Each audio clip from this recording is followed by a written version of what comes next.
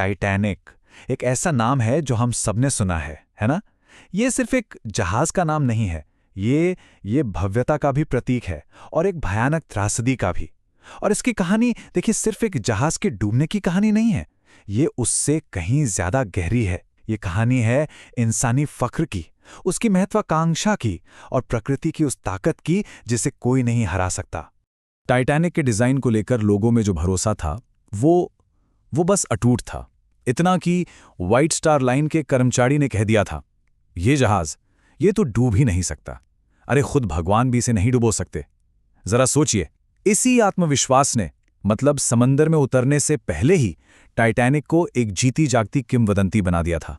तो फिर सबसे बड़ा सवाल यही उठता है कि अगर ये जहाज इतना ही मजबूत, इतना ही अनसिंकेबल था, तो फिर अपने पहले ही सफर में अटलांटिक महासागर की बर्फीली गहराइयों में समा कैसे गया? क्या हुआ था उस रात? चलिए इसी रहस्य की परतों को खोलते हैं। तो ये जो न डूबने वाले जहाज की किंवदंती थी, ये बनी कैसे? मतलब पानी में उतरने से पहले ही इसे इतनी शोहरत कैसे मिल गई? इसका जवाब छिपा है इसके जबरदस्त आकार और इसकी बेमिसाल शानो शौकत में। ये अपने जमाने का सबसे बड़ा जहाज था। कितना बड़ा? पूरे 289 मीटर लंबा। आप अंदाजा लगाइए। ये उस समय की इंजीनियरिंग का एक जीता जागता चमत्कार था। सच कहूं तो समंदर पर तैरता हुआ एक छोटा मोटा शहरी समझ लीजिए इसे। और इसे बनाने में जो खर्च आया था वो भी होश उड़ा देने वाला था। उस समय के $7.5 मिलियन, आज के हिसाब से देखें तो लगभग $400 मिलियन। तो ये सिर्फ एक जहाज नहीं था, नहीं, ये एक बहुत बड़ा इन्वेस्टमेंट था, एक देश की शान का प्रतीक था।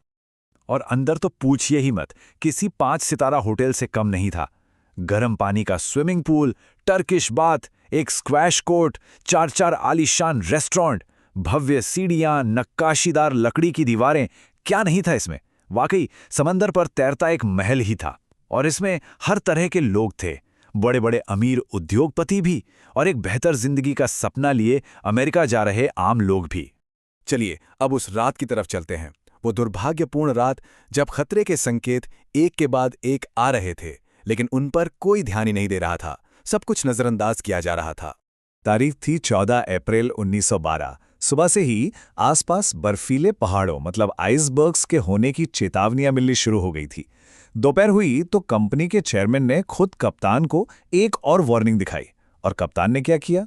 उसे बस अपनी जेब में रख लिया। सोचिए, शाम होते होते तापमान तेजी से गिरा और रात 9 बजे तक 7वीं और आखिरी चेतावनी भी आ चुकी थी, लेकिन उसे भी अनदेखा कर दिया गया। और ये एक बहुत ही खतरनाक फैसला था। इतनी सारी वार्निंग्स के बाद भी जहाज ने अपनी रफ्तार कम नहीं की। वो लगभग 21 नॉट मतलब करीब 40 किलोमीटर प्रति घंटे की स्पीड से उस अंधेरे बर्फीले पानी में बढ़ता रहा। कहते हैं कि कंपनी का दबाव था कि टाइटैनिक अपने पहले ही सफर पर एक नया स्पीड रिकॉर्ड बनाए। और फिर रात के 11:39 पर पहरेदार फ्रेडरिक फ्लीट की आवाज गूंजी, आइसबर्ग राइट अहेड, मतलब हिमशैल ठीक सामने। और बस यहीं से उस त्रासदी की शुरुआत हुई जिसे बड़ी आसानी से टाला जा सकता था। अच्छा, तो अब जरा इसकी टेक्नोलॉजी को समझते हैं कि आखिर ये जो ना डूबने वाला जहाज था, ये एक आइसबर्ग से हार कैसे गया। देखिए, ये इंजीनियरिंग का एक नायाब नमूना तो था, लेकिन इसमें कुछ बहुत खतरनाक खामियां भी थीं। टाइटैनिक को अनसिंकेबल क्यों कहा जाता था? इसकी सबसे बड़ी वजह थे इसके वाटर टाइट कंपार्टमेंट्स, मतलब जहाज के निचले हिस्से को 16 अलग अलग हिस्सों में बांट दिया गया था।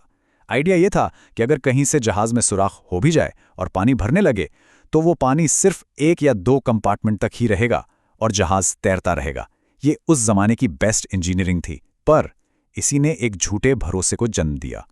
डिजाइन के हिसाब से जहाज तब भी तैर सकता था अगर उसके 4 कंपार्टमेंट्स में पानी भर जाए, जो कि अपने आप में बहुत बड़ी बात थी। लेकिन उस रात आइसबर्ग ने 1 या 2 नहीं, बल्कि एक साथ 6 कंपार्टमेंट्स को चीर दिया, और जैसे ही ऐसा हुआ, जहाज का डूबना तय हो गया।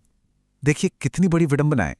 जो चीज उसकी सबसे बड़ी ताकत थी, वही उसकी सबसे बड़ी कमजोरी साबित हुई।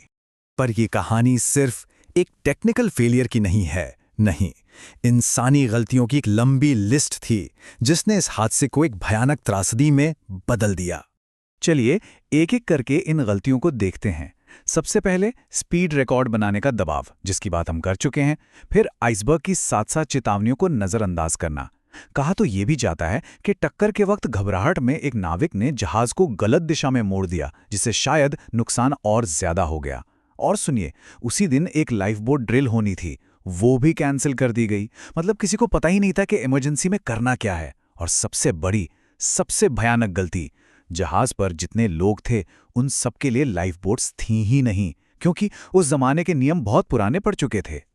और एक बात है जो इस कहानी को और भी ज्यादा दुखद बना देती है, वो है एसएस कैलिफोर्नियन जहाज की कहानी। ये जहाज टाइटैनिक से सिर्फ 37 किलोमीटर दूर था। इतना पास कि उन्होंने टाइटैनिक से छोड़े गए मदद के रॉकेट्स भी देखे। लेकिन जानते हैं उनके कप्तान ने क्या कहा? उन्होंने सोचा ये अमीरों की पार्टी के रॉकेट है, और वो सोने चले गए। उनका रेडियो ऑपरेटर भी सो गया था। अगर वो मदद के लिए आ जाते तो शायद सैकड़ों जिंदगियां बच सकती थीं। और नतीजा क्या हुआ? जब आखिरी लाइफ बोट भी पानी में उतार दी गई, तब भी जहाज पर 1500 लोग फंसे हुए थे। उस बर्फीले पानी में, जिसका तापमान -2 डिग्री था, वो अपनी किस्मत का सामना करने के लिए अकेले छोड़ दिए गए थे। इस भयानक हादसे ने समुद्री सफर की दुनिया को हमेशा हमेशा के लिए बदल कर रख दिया। तो चलिए अब देखते हैं कि इस त्रासदी से, इस मलबे से आखिर दुनिया ने क्या सबक सीखे। देखिए, इस हादसे के बाद बहुत बड़े बड़े बदलाव हुए। 2 साल बाद 1914 में सोलास नाम की एक अंतर्राष्ट्रीय संधि साइन हुई। इसका मतलब है सेफ्टी ऑफ लाइफ एट सी। इसने ये जरूरी कर दिया कि हर जहाज पर हर एक यात्री के लिए लाइफ बोट होनी चाहिए। उसी साल आइसबर्ग्स पर नजर रखने के लिए इंटरनेशनल आइस पेट्रोल बनाया गया, जो आज भी काम करता है। और फिर कई दशकों बाद 1985 में डॉक्टर रॉबर्ट बैलार्ड ने समुद्र में करीब 4 किलोमीटर नीचे टाइटैनिक के मलबे को ढूंढ निकाला। और इसी के साथ टाइटैनिक की कहानी एक बार फिर पूरी दुनिया के सामने आ गई। लेकिन एक और बात है जो थोड़ी चौंकाने वाली और दुखद भी है। ये जो मलबा है, ये भी हमेशा नहीं रहेगा। समुद्र के बैक्टीरिया धीरे धीरे जहाज के लोहे को खा रहे हैं, और वैज्ञानिकों को लगता है कि 2030 तक ये यादगार निशानी हमेशा के लिए खत्म हो सकती है। और यहीं पर आकर एक बहुत दिलचस्प सवाल खड़ा होता है। एक ऑस्ट्रेलियन अरबपति हैं जो टाइटैनिक 2 बनाने की योजना बना रहे हैं, बिल्कुल असली जहाज की हूबहू नकल।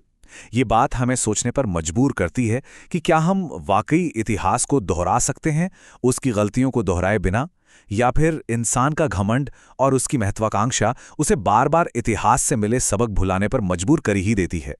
ये एक सोचने वाली बात है।